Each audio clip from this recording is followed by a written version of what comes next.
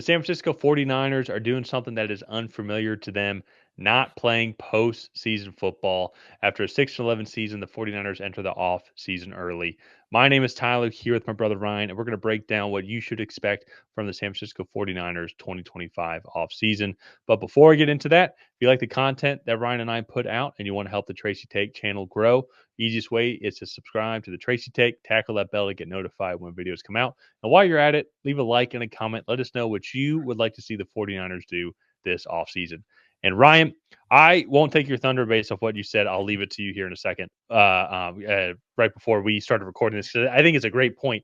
But this 49ers team, there's still a lot of talent on this team. I think they're just the quintessential example of what happens when you get the injury bug on this team. And there's another thing as well, too, I think when it comes on the defensive side of the ball compared to like the past couple of years, the defensive line is Nick Bosa obviously is a superstar in the league, but their role players just were not the same nearly as what it was on Yeah. The Super Bowl finalist team or the NFC Championship team the year before that.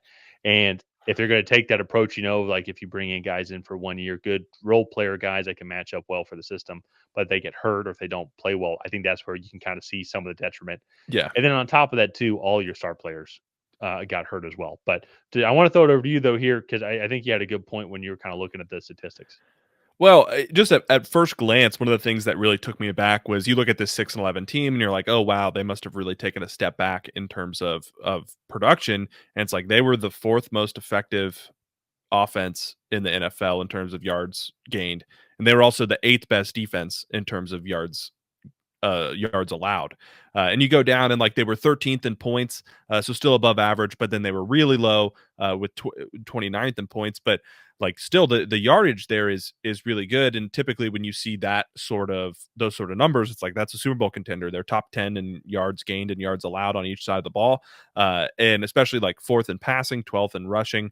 They had the fifth best passing defense, 19th in rushing, which is a little low, but that is the stat that usually like you can make up for. You need to be a good passing defense today. Not as much rushing the football, running defense wise, but the big thing for me that I look at.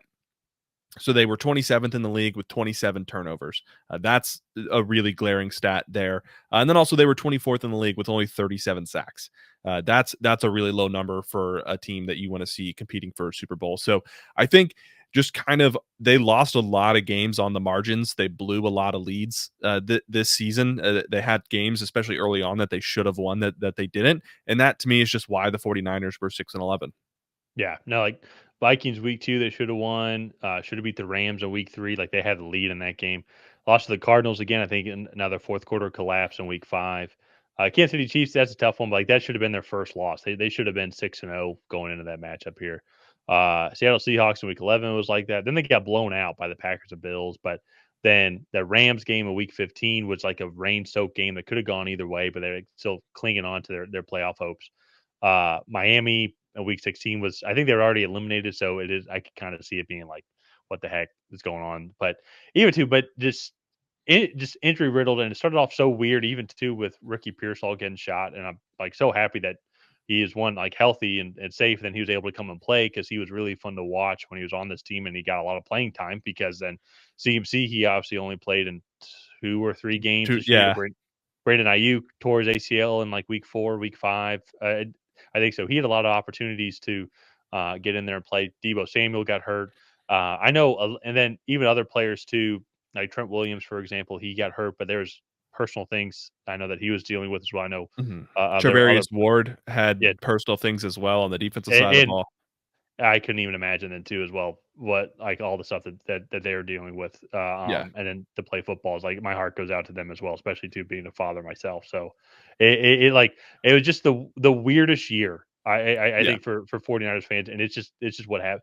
It reminds me of their COVID year, like the last time they didn't make the playoffs. Y Like yeah. everybody got sick, or people were getting hurt, or people like tested positive, and like just all their studs were out. And I'll say this now too, even as like I blame him as the reason why the Falcons didn't win the Super Bowl, Kyle Shanahan, because he was overly aggressive when you're up 25 points with a quarter and a half left to play.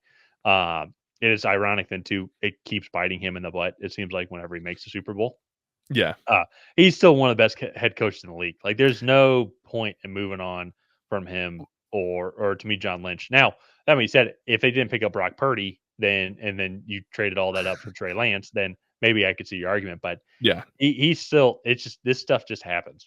I think Yeah. the 49ers team, Well, I think they're going to be absolutely fine in 2025. so with everything that we just listed, this team is still top 10 on both like major offensive and defensive categories. And so like with all of that off the field stuff, all of the injuries that they suffered, they were still a really high performing team. It just didn't translate to wins this year. And I think ultimately, like more often than not, it will. This also reminds me a little bit, but what was that Vikings team that the Giants beat? I think that was that 2022. It was like Yeah. they were like 13-4 with like a negative point margin.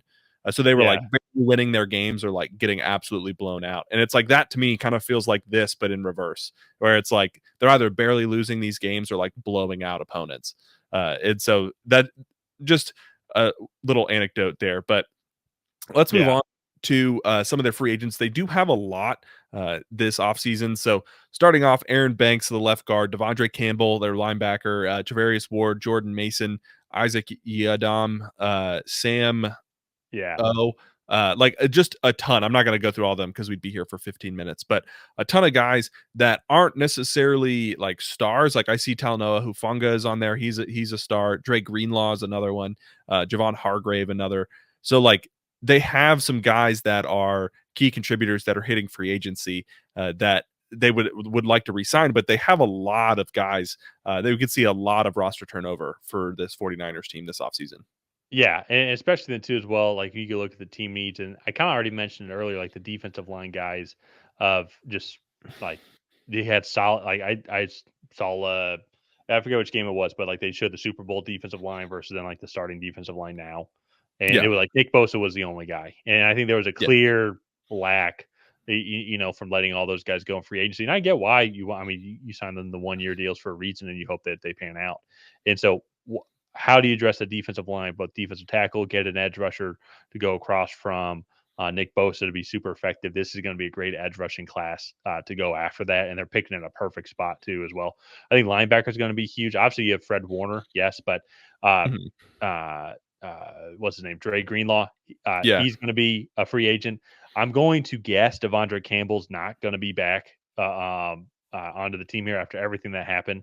Uh, um, I Yeah, forget that's what fair.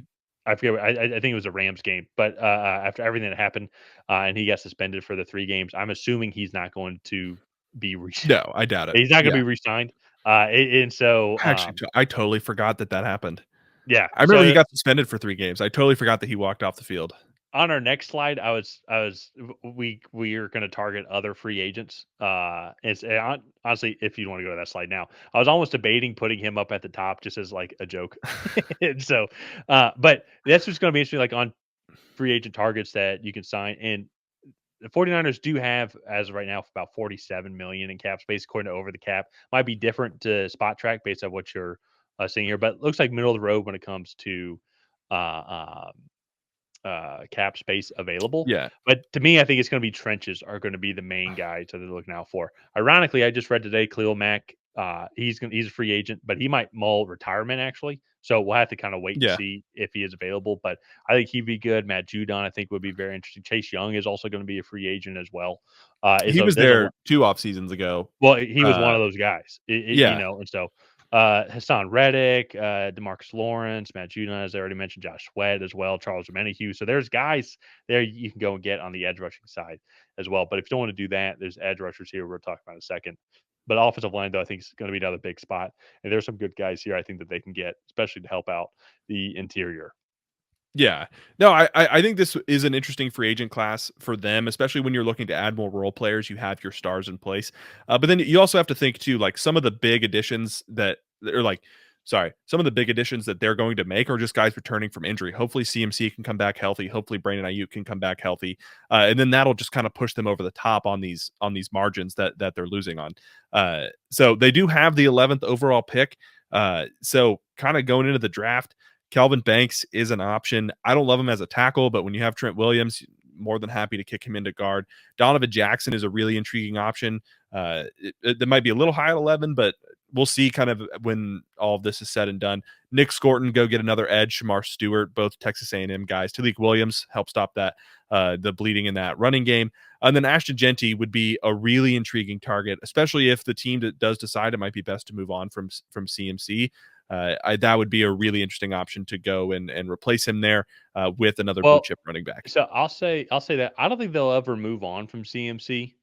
Well, never say never, but I think we're seeing a lot of teams do this now where they have like a 1-2, like honestly, like Yeah, superstar running back tandem. And you want to talk about superstar running back tandem, and you put yeah, CMC and then you bring in Ashton Genty, and especially to Ashton Genty, if you're going to want Ashton Genty to eventually turn into CMC, one of the issues that CMC had when he was younger in his career is he was the bell cow back, and one of the things CMC they're trying to get through CMC now, or trying to help with CMC, is try and take some of that workload off of him. And to me, I couldn't see a better matchup here. Like you could have Ashton Genty, CMC on there, kind of almost like a Jameer Gibbs, Dave Montgomery, no type platform where there's pretty much splitting carries the entire time. And both guys are so effective, like they're going to be getting probably like one running back number or like yeah, bell cow back numbers. And you're keeping a lot of miles on Ashton Genty and without him just getting 30 carries a game. And at the same time, too, helping out CMC. And that's just what's an intriguing option. That's why I said earlier on the last slide, is just getting younger players. And same thing, too, like technically Ted McMillan. I think that would be very interesting because, I mean, they did re-sign Brandon Aiyuk, but Deebo Samuel's getting older as well. yeah, I think I am impressed with Juwan Jennings and what he has turned into. But eventually, like maybe your receiving room will be Brandon Aiyuk, Ricky Pearsall, and then Ted McMillan, after you move on from mhm, Deebo Samuel. So that's what's going to be interesting. yeah. And they might have some comp players as well. All the draft picks that you saw below were as of Tankathon as of right now. So we're still waiting to see till those comp picks are official, but it's projected that they're going to have multiple comps, especially two in the third and then fourth round. Yeah, and actually, I am glad you brought up Deebo Samuel because this is kind of one of my hot takes. I actually think this is the offseason they move on from Deebo Samuel. They could save a lot on cap space. If they could I don't think they could potentially trade him, but if they release him, they could be in the Luther Burden market as well to come in and replace him as well. So we'll kind of have to see. Maybe he goes another year or two, but you also have to think he's approaching 30 relatively quickly, and he's a guy, he's taken a lot of wear and tear in his career. He's going to have the lifespan closer to a running back than like a traditional receiver. So that might be an option that they do that they take to potentially move on from him and save some money there. So potentially, just according to Over the Cap, if they cut him with a post June 1st designation, they'd save 5 million.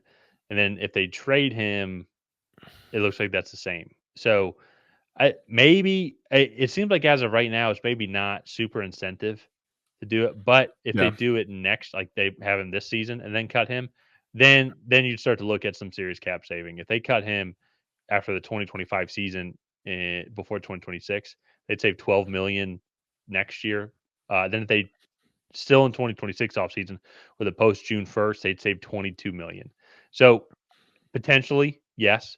And now that being said, if they cut him now, they get all that off their books now, Yeah. forever. So so we'll have to kind of wait and see. I can see your point. I think if anything, they might do. Who was the guy I was looking at The here? the big thing that I was looking at that too is they just drafted Ricky Pearsall, they just extended Juwan Jennings and Brandon Ayuk.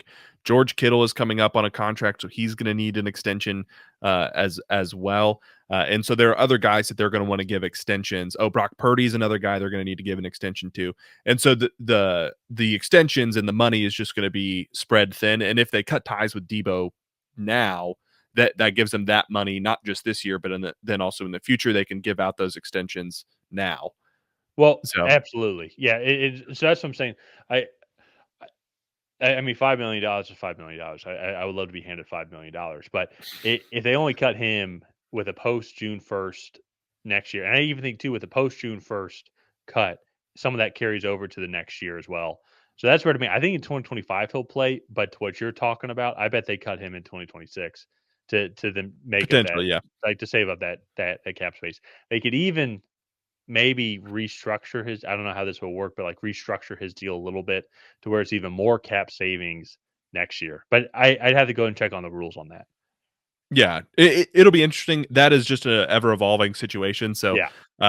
and also right now mostly theories. We'll have to wait for like the new league year and stuff to kind of uh, Yeah. start approaching before we start seeing some cap casualties. So let's go ahead. Let's wrap up this video here. If you guys have not already, please go ahead and like and subscribe. That is the best way to help out the channel. While you're down there, leave a comment on what you want to see the San Francisco 49ers do this offseason. And other than that, we will see you guys next time.